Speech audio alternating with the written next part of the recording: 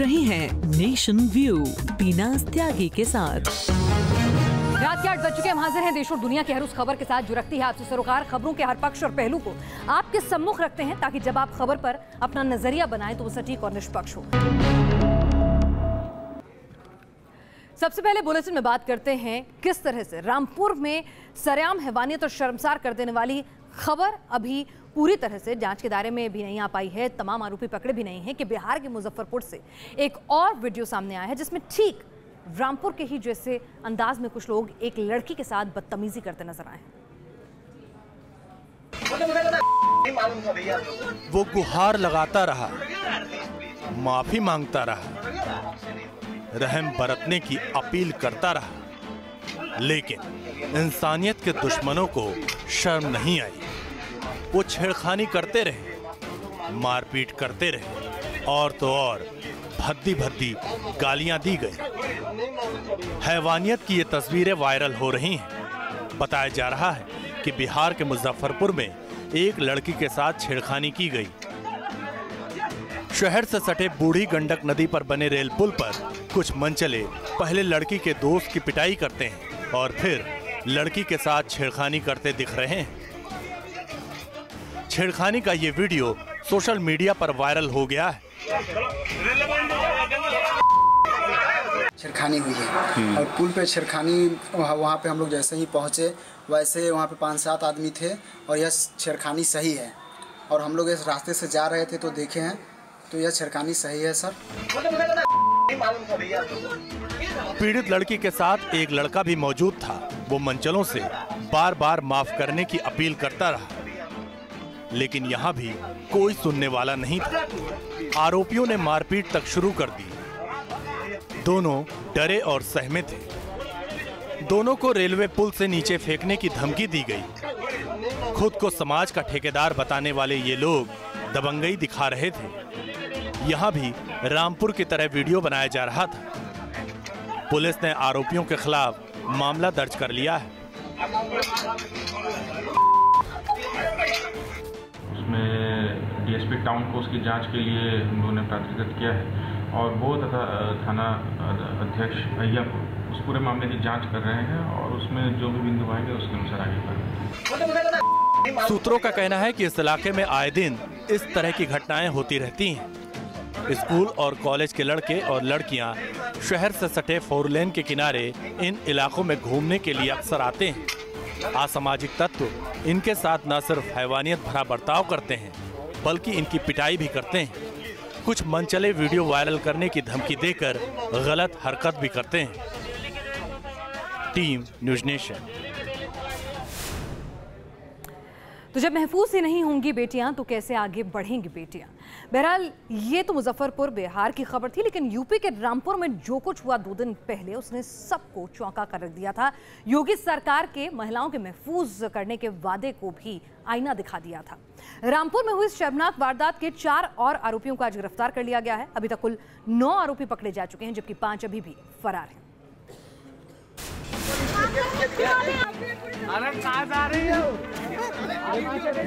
रामपुर की इन तस्वीरों ने पूरे देश को शर्मसार कर दिया। 2 लड़कियों के साथ सरेराह छेड़छाड़ की इस घटना ने पूरे सिस्टम को झकझोर दिया। सवाल यूपी की कानून व्यवस्था पर भी उठे। सरकार और प्रशासन अब इस मामले में कड़ी से कड़ी कार्रवाई के संकेत दे रहा है। यूपी पुलिस छेड़छाड़ के सभी आरोपियों पर रासुका लगाने की तैयारी में है। बताया जा रहा है कि पुलिस पीड़ित लड़कियों के बयान दर्ज करेगी और फिर आरोपियों पर रासुका और गुंडा एक्ट लगाकर उन्हें जिले से तड़ी पार कर सकती है।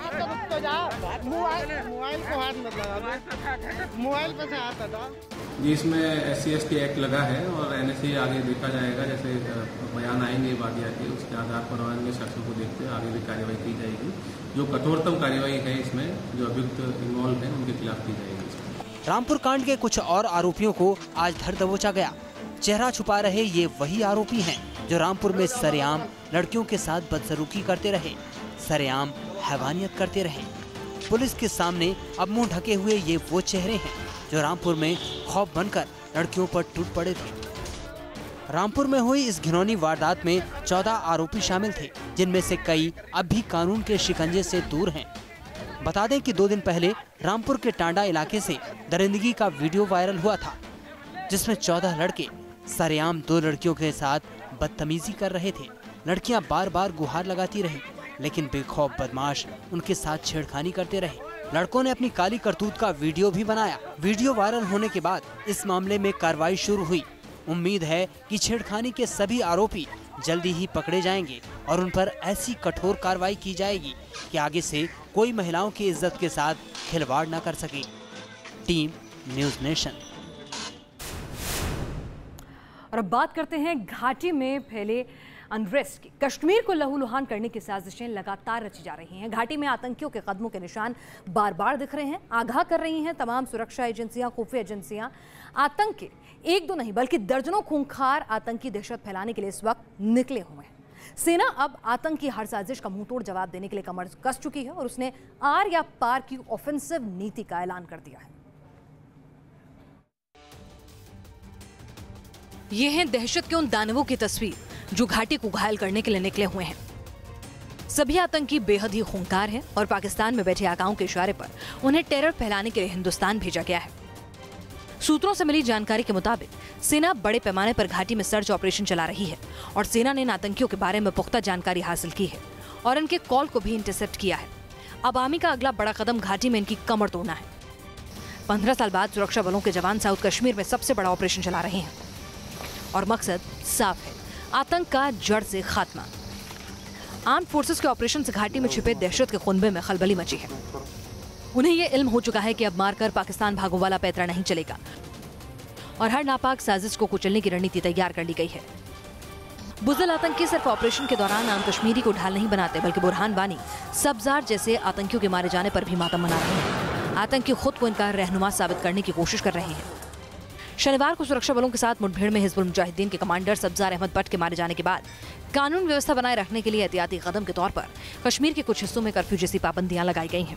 लेकिन इस सब के बीच अलगाववादियों ने मार्च टू त्राल का ऐलान किया है। कश्मीर में आतंक फैलाने के लिए कुछ भटके हुए कश्मीरी युवाओं को भी साथ लेने की साजिशें रची जा रही हैं। ये आतंकियों और पाकिस्तान परस्त ताकतों के उकसावे का असर है कि घाटी के नौजवानों को सुरक्षा बलों के सामने पत्थर लेकर खड़ा कर देते हैं। इनमें से तो कई लड़कों की उम्र बहुत कम होती है, मगर बंदूक का डर दिखाकर उन्हें कश्मीर के नाम पर भड़काया जाता है, उकसाया जाता है। Team news nation.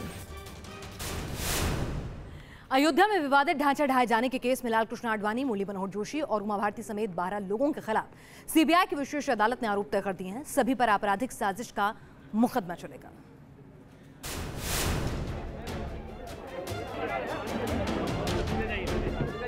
अयोध्या में विवादित ढांचा ढहाने के मामले में साजिश रचने का इल्जाम कई कद्दावर सियासी शख्सियतों को लखनऊ खींच लाया। लालकृष्ण आडवाणी, मुरली मनोहर जोशी, उमा भारती और साध्वी रितंभरा समेत 12 लोगों पर आपराधिक साजिश रचने का केस चले या न चले, इसे लेकर हाईकोर्ट में सुनवाई थी। फैसला आया और सभी 12 नेताओं के खिलाफ आरोप तय हो गए। सीबीआई अदालत ने आरोपियों के खिलाफ सेक्शन 120B यानी आपराधिक साजिश के तहत आरोप तय किए। हालांकि उनकी अर्जी पर गौर करते हुए कोर्ट ने 12 आरोपियों में से 6 को जमानत भी दे दी। जमानत पाने वालों में लालकृष्ण आडवाणी, मुरली मनोहर जोशी, उमा भारती, विनय कटियार, साध्वी रितंभरा और रामविलास वेदांती शामिल हैं। माननीय न्यायालय ने हमारी बेल एप्लीकेशन को एक्सेप्ट कर लिया और सभी अभियुक्तों को 20,000 के निजी मुचलके में रिहा कर दिया।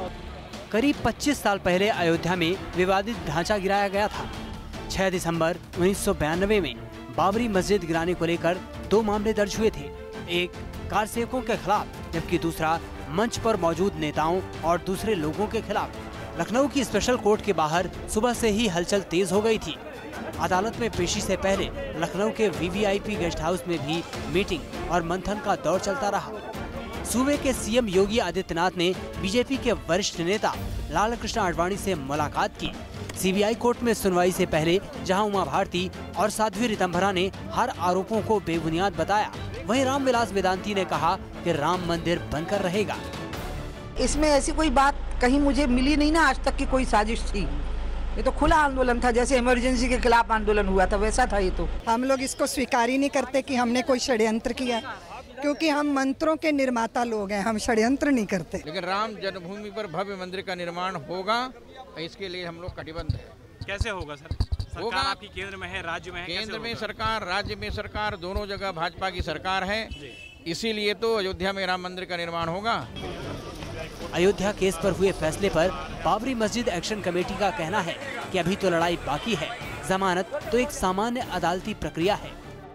एक रिक्वायरमेंट है लॉ का कि जब चार्ज फ्रेम होगा तो ये हाजिर होंगे। ऐसे ही एक स्टेज और है, 313 का बयान होता है तो उस वक्त भी मुलजिमान को हाजिर होना पड़ता है, वो खुद जवाब देते हैं, तो इस लिहाज से इनको आज वहाँ कोर्ट में पेश होना था। बता दें कि 19 अप्रैल को सुप्रीम कोर्ट ने कहा था कि अयोध्या में विवादित ढांचा गिराने के मामले में आडवाणी समेत बीजेपी के 13 नेताओं पर आपराधिक साजिश का केस चलेगा। कोर्ट ने सीबीआई की पिटीशन पर ये फैसला सुनाया था।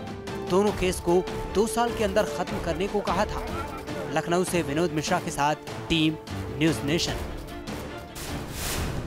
दवाइयों की ऑनलाइन बिक्री और कुछ कड़े नियमों का विरोध करते हुए देश के तमाम जो मेडिकल स्टोर हैं वो हड़ताल पर रहे, जिसके चलते करीब 9 लाख दवा की दुकानें बंद रहीं। मरीज काफी परेशान हुए।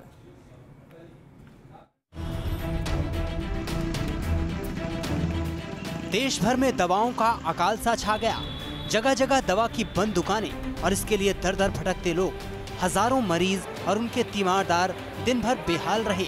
उनके हिस्से दवा नहीं, बस दिक्कतें आई और इस परेशानी की वजह थी देश भर में दवा दुकानदारों की हड़ताल। सरकारी नीतियों से नाराजगी के चलते केमिस्ट एसोसिएशन ने इस बंद को बुलाया था। दरअसल ऑनलाइन दवाओं की बिक्री रिटेलर के लिए मार्जिन कम होने और दवाओं की बिक्री की जानकारी एक पोर्टल में डालने के नियम से केमिस्ट कारोबारी नाराज हैं। अपनी यह नाराजगी उन्होंने एक दिन के लिए दवा दुकानें बंद कर जाहिर की, लेकिन उनके इस विरोध से देश के लाखों लोग प्रभावित हुए। ये तस्वीरें राजधानी दिल्ली की हैं। कहीं दवा दुकान पर ताला लटका है तो कहीं मेडिकल शॉप का शटर डाउन है। ऐसे में लोगों की परेशानियों का क्या कहना। मैंने दवाइयाँ लेनी थी और सारी दुकानें बंद है। सारी केमिस्ट्री यहाँ बंद है और कहीं भी दवाई नहीं मिल रही हड़ताल की वजह से। इससे बहुत परेशानी हो रही है हमें। बिहार में भी केमिस्ट कारोबारी हड़ताल पर रहे। पटना समेत कई इलाकों में हजारों मेडिकल शॉप बंद रही। सामान्य लोग हैं वो ज़्यादा प्रभावित होते हैं इसमें, और ये बंद नहीं होना चाहिए था, फॉलो अप होना चाहिए बंद। मेरठ से लेकर चेन्नई और चंडीगढ़ तक देश भर से ऐसी ही तस्वीरें देखने को मिली। दवा जैसी जरूरी चीज अगर वक्त पर ना मिले तो परेशानी का अंदाजा लगाया जा सकता है। दवा कारोबारियों की इस सांकेतिक हड़ताल ने सरकार तक उनकी मांगों पर गौर करने के लिए कड़ा संदेश जरूर पहुंचा दिया होगा। Team news nation. और अब बात करते हैं दिल्ली पुलिस के नए दस्ते की। जी हाँ, अब दिल्ली पुलिस साइकिल से भी दौड़ लगाएगी। मुश्किल हालात और चुनौतियों से निपटने के लिए दिल्ली पुलिस ने साइकिल दस्ता तैयार किया है, जो कहीं भी कभी भी आपकी मदद के लिए पहुंच सकेगा।